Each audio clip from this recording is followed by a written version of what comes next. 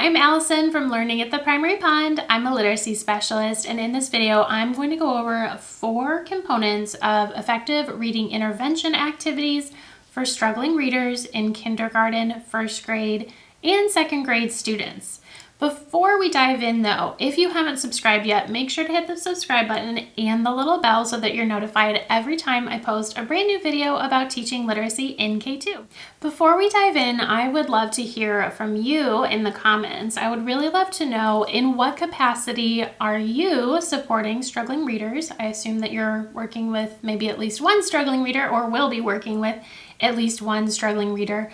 You know, are you a classroom teacher, a tutor, a reading interventionist, a reading specialist, a parent, or something else? So right now in the comments, would you just either type teacher, tutor, whatever capacity you are serving your students in. Okay, so now let's move on to the 4 components. What I'm going to do is I'm going to just explain the 4 components up front. But then after that, I'm actually going to open up this example reading intervention binder and show you, not only like what types of things we should be doing, but what that can actually look like. This intervention binder that I'm going to show you would probably be used with like first grade students or second grade students. And I'm going to mention this later too, but I actually have a free phonics diagnostic assessment to help you place your struggling readers in something like this so you know specifically what phonics patterns to focus on with them. But anyway, I'm going to go over the 4 components briefly now, and then just know that I'm going to give you some concrete examples soon.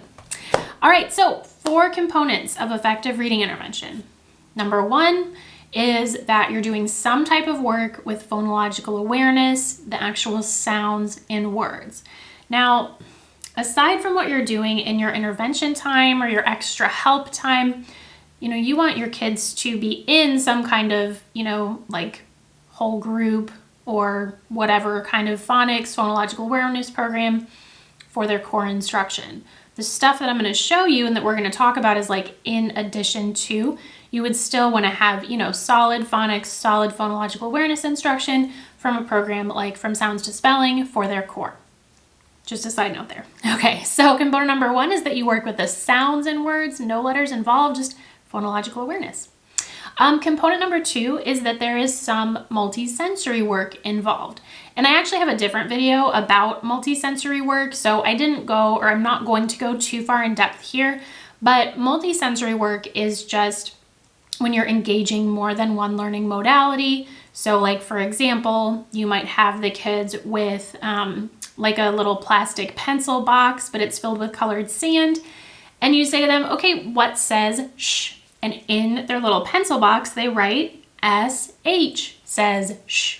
So they're tracing and they're verbalizing it. So multisensory can look a lot of different ways, right? That's just one example. But again, we're not going to go too far in depth because I have other videos about multisensory learning. All right, so component number 1 was working with sounds, phonological awareness. Component number 2 was multisensory learning or some type of multisensory practice. Component number 3 is going to be reading words, which makes sense, right? If it's reading intervention, you gotta practice reading words. When we look at this actual example or actual examples in the reading intervention binders, you're going to see that there's different types of word reading that I do with the kids. We read real words, right? In isolation, we read nonsense words. Those are just words that they follow phonics patterns, excuse me, but they're not real words.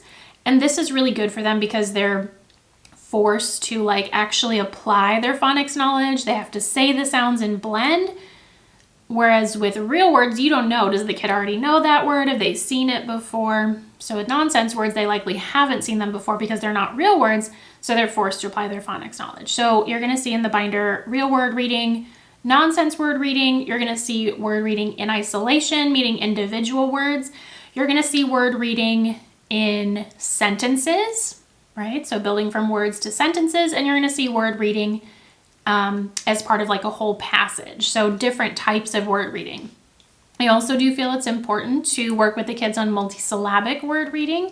You're going to see an example when we actually look at the intervention binder, but many phonics programs or many reading intervention programs will only focus on 1-syllable words, but starting with like even first grade, kids are going to encounter words with like 2 syllables. If you even think of a simple word like hopping, right? 2 syllables. So kids encounter those pretty quickly. They need strategies to be able to read them. And so I feel that in reading intervention, you not only want to target 1-syllable words, but also, when appropriate, multisyllabic words. Now, if you're working with kindergartners who are maybe just learning to read CBC words, you don't need to work on multisyllabic words yet. But after they can read CBC words, you can actually get them reading 2-syllable words as well. And I'll show you how to do that in the binder. But to recap, word reading is component number 3. Nonsense words, real words, words in isolation, words in context. You're going to see individual words, sentences, and reading in a passage, and then multisyllabic words as well. Okay, our last component before we look at the binder is component number 4, and this would be building and writing words. So being able to spell words. And you're going to see that it also involves being able to segment words. So if you ask the kids to spell the word tape, they're going to need to, tap it out, tape, before they can spell it. You want to have them do that. So there's actually, like component number 4, building and writing words, actually also involves component number 1, working with sounds, phonological awareness. So it's not necessarily that they're all isolated activities. They can kind of be incorporated with each other. Even like building words with magnetic letters, for example, that can become a multi-sensory activity as well. So in the binder, what you're not going to see is you're not going to see component number 1, this activity, component number 2, this activity. I'm going to show you how different components are integrated into the reading intervention sessions that we do, but let's go ahead and dive into the binders. Real quick, those 4 components again, we're working on sounds, phonological awareness, multisensory work, word reading in different forms, and then word writing. And you'll also see them write some sentences with the words as well. So let's go ahead and dive right into those binders. Okay, so now we're going to look at some concrete examples of the 4 components by looking at an example intervention binder. This one focuses on long vowels spelled with silent E, and you would figure out like what phonics patterns to work on by using some type of phonics diagnostic assessment. I actually have one for free in the Learning at the Primary Pond Teachers Pay Teachers store. It's just free phonics diagnostic assessment. Okay, so component number 1 was working with sounds, phonological awareness. We're going to start with this example if kids are working on long A spelled with silent E. Before we even get into the spellings and all of that and reading, I just want them to focus on the sounds. So I'm going to say the long A sound for them, and I want them to repeat it. Next, I want them to circle the pictures that have the long A sound, like rake, whale, cape, snake, all that good stuff. Okay? Now, sound work isn't limited to the very beginning of learning about the spelling pattern. It's integrated throughout as well. So we're going to come back to this stuff, but sound work, okay, so here's a couple of examples. In this activity, yes, they're actually moving on to reading words. However, if kids are struggling with this, you can actually take this away and just say the sounds, fake, and have them blend fake. Okay, so this could be modified to incorporate sound work. And then when the kids are building building words, which we'll talk about in a minute, we can incorporate sounds work as well. So before they ever build the word lake, have them either tap or push counters, little counters, to say all of the sounds. So a, k, lake.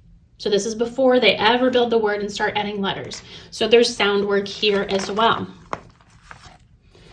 Okay, when they're coming into where they're actually using a marker to write the words, have them say each sound again. So let's say that they're going to write the word game. So aim, game. So they're, segmenting the word, and then they're going to go ahead and write it. So as you can see, there's probably a couple more examples, but there is sound work integrated throughout the entire reading intervention for the focus pattern long A spelled with silent E. So yes, we begin with it, but it's also integrated throughout. So that was component number 1. Component number 2, we said, was multisensory learning. For multisensory learning, there are some things in this example binder where, for example, when the kids are physically building words, that can be multisensory. But, there's some things that you can do that don't even use a binder or don't even use anything like this. So let's say that we are calling that silent E magic E. You can have the kids on the table take their finger or 2 fingers and trace A magic E. You see how I did a little underscore there? A magic E says A. You could also take something like a little paper plate with colored sand or a little pencil box with colored sand and have them again trace A magic E says A. Okay? So multisensory learning, it may use some of this type of thing in the binder, but it may not. Okay, let's move on to component number 3, which is reading words. And we're gonna look at different examples of how the kids might read real words and nonsense words and multisyllabic words. So I actually skipped a page here. We start the word reading here, and this, because we're working on long A spelled with silent E, this is probably like some of the first experiences that your kids may have with the long vowels. So they're transitioning from working on, like CVC words or words with short vowels to the long vowel sounds. So we really want to remind them, hey, we've still got those short vowels, but these are, when we add the E at the end, these are examples of how we take a short vowel word and we turn it into a long vowel word by adding the silent E. So in this little activity, the teacher is going to read each pair of words. So the teacher would read tap, tape, discuss like what's the difference between tap and tape, what's the same, right? Like what's different, what's the same, and then the kids read the word. Then we go man, main, discuss what's the same, what's different, then the kids read the words. So this comparison activity is really important because when you're transitioning to long vowels with kids, there can be some vowel confusion where they like almost seem to forget the short vowel sounds. So that's why we want to do some compare and contrast. Next up, we have some more examples of word reading activities, which is component number 3. And so here we have the words separated into sound boxes, and there's little dots to tell the kids to say each sound and then blend. They might, for example, notice the word game and be able to read that instantly, but at the end of the day, what we want them doing is practicing blending first, right? So that when they encounter a new word, like they might not know kale, they need to know what to do to be able to figure it out. So here they're just ache, fake, aim, game, right? They're just blending. The reason why the silent E is in an open box is because we want to keep it as a placeholder for the kids, but also indicate it's not a sound, right? Like the silent E is not making a sound, so it's not actually in a sound box. Okay, so word reading. Here's another example of word reading. Some of them are real words, some are not. So their job is to, again, blend, read each word, and then they're supposed to circle or highlight if you've just done a packet with this and it's not, in the page protector, the words that are real words, and then they get a little bit of writing here. So we do a little more reading here. And this is, again, trying to get the kids to contrast and notice, hey, like this is a short A, and then this is a long A. So in these activities, so like this is probably, I would say, well, here it was even easier because the teacher's reading them first, but then here, they're all long A spelled with silent E, right? So there's not as much thinking like, oh, what do I do here? Well, they just know long A with silent E. Here it gets a little bit more difficult because some of the words are nonsense and some of the words are real. And then here it's challenging as well because the kids have to differentiate, oh, is it short A or long A? So we're gradually, oops, this is stuck, sorry. We're gradually upping the ante for this. It's getting more and more challenging because the kids are growing in their ability to read words. And you probably already noticed that in this binder, I am alternating between decoding and encoding activities. Decoding meaning reading, and encoding meaning like building or writing words. So that's why it's not like I did component number 1, component number 2, component number 3, and 4. They're all integrated throughout. Okay, getting a little more challenging. Oops, we're also reading here, right? Because we're reading sentences. And then we're gradually building to where the kids are reading an entire passage. And there's lots of long A words spelled with silent E. And there's also some short A words for them to compare and contrast as well. think this is the last one I want to point out. This is actually multisyllabic work, and you might think, oh my gosh, that's a lot for the kids to go from just reading like one syllable words with silent E. But the reality is if you teach them the syllable division rules, they can actually read, 2-syllable words or maybe even 3-syllable words that have long A spelled with silent E. So we're going to circle the vowels here, and you don't have them read the word. The whole point is for them to break it up so that they can read the word. And then you teach them to cross off the silent E. We notice here we've got a vowel. We've got 2 consonants between the vowels, which follows the VCCV rule, which tells us that we can divide the word down the middle, okay? So now what the kids can do is they can, well, if you want to, you can have them code the syllables. So this is a closed syllable. It's a short vowel. It ends with a consonant, and then we've got a magic E syllable. But the whole point is for them to read the word. So it's miss, take, mistake. So if you teach them how to break it down like this, it actually becomes very doable for them to go from 1-syllable words to 2-syllable words. Okay, so those were a lot of different examples of reading words, but now we need to go on to component number 4, which is building and writing words. You've probably seen these already because we've talked about them. We talked about this as far as like, having them tap the sounds before they build the word. But of course, they're also building the word. You can use, magnetic letters, tiles, even just paper letters. That works as well. They're doing more word writing when, like in this example, they choose 2 of the real words that they read, and they can write a sentence that uses both of the words, or 2 of the words they choose to. And then here, they're actually writing the words. So, the teacher might say, okay, the word is wave. I saw a wave at the ocean. And then the kids are going to say, okay, wave. They repeat the word, wave, and then they write. And then there's a little support, right? This is different from just having them go and, for example, as they're going to do here, just write the word, right? Because this is supportive. It shows them how many sounds there are, and it's a reminder for silent E. So it's like supported word writing.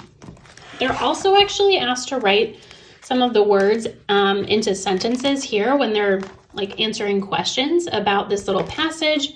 So they actually do get some word writing practice here.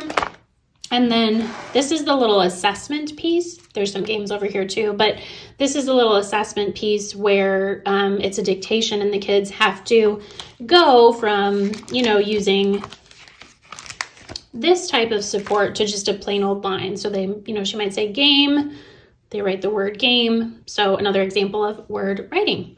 All right, I know that we didn't go in order, but again, this is because we are integrating, sound work, even some multisensory throughout, and we're alternating between reading and writing activities. I hope that this was helpful to see. Okay, so I hope that was helpful to see these concrete examples, the 4 components in action. At the time that I'm recording this, these intervention binders have not yet been posted in the Learning at the Primary Pond Teachers Paid Teachers store. However, as of early March 2022, they will be. So depending on when you're watching this, they may already be in there. They're organized into different phonics patterns, and there's a free phonics diagnostic assessment, like I've been mentioning, to help you target, okay, these kids are struggling, they're struggling readers, but like specifically, what do we need to work on? Because that phonics and sound work is like the foundation, and fluency and comprehension can build from there. Alrighty, so thanks so much for watching. If you have any questions, feel free to leave a comment, hit the like button, subscribe, and I will see you in the next video.